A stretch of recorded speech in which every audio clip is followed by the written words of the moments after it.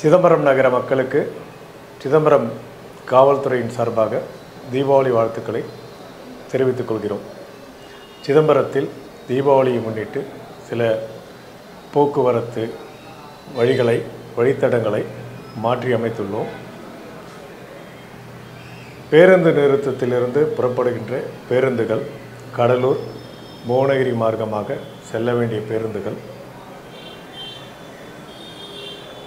நிறுத்தம் காந்தி சிலை, பச்சைபாஸ் ஜங்ஷன், தெற்கு வீதி, கீழே வீதி, வடக்கு வீதி, கஞ்சித்தொட்டி, ஃபைசல் மகால் ஜங்ஷன் என செல்ல வேண்டும்.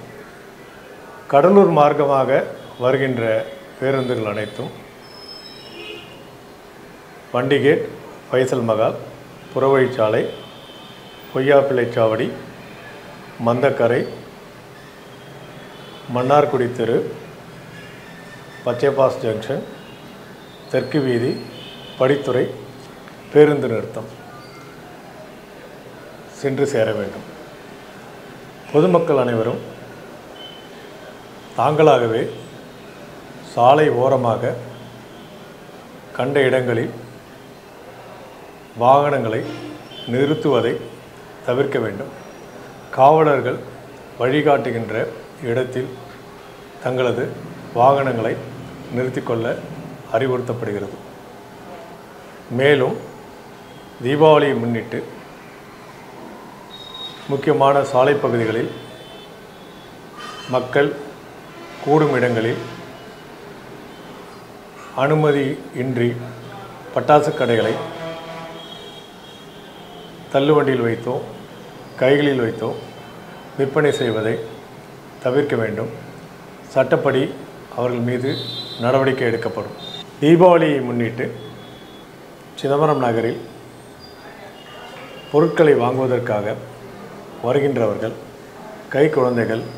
குழந்தைகள் அழைத்து வருபவர்கள் குழந்தைகள் தவற விடாமல் இருப்பதற்கும், மீறி தவறும் பட்சத்தில் அவர்களை கண்டறிய எளிதான முறையில் அவர்கள் பாக்கெட்டில் உங்களது செல்போன் எண்களையும் வீட்டு முகவரையும் எழுதி ஒரு துண்டு சீட்டில் வைத்துவிடவும். அதேபோன்று தங்களது பணம், நகைகளை பேருந்தில் பயணிப்பவர்கள் மிகவும் பாதுகாப்பாக கொண்டு வந்து பொருட்களை பெற்றும் செல்லும்படியும் கேட்டுக்கொள்கிறோம். மேலும் தீபாவளி விடுமுறைக்காக வெளியூர் செல்கின்ற நகர்களில் வசிக்கின்ற நபர்கள் தங்களது வீடுகளில் மதிப்பு வாய்ந்த பணம், நகை ஆகியவற்றை வைத்துவிட்டு செல்ல வேண்டாம் என கேட்டுக்கொள்கிறோம்.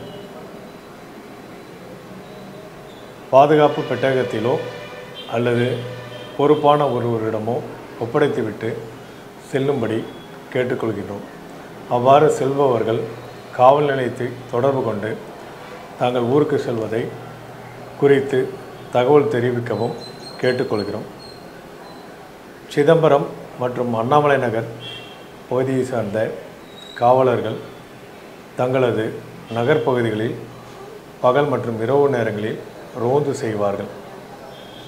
குற்றங்களை தடுப்பதற்காக பொதுமக்களின் ஒத்துழைப்பையும் இந்நேரத்தில் கேட்டுக்கொள்கிறோம்.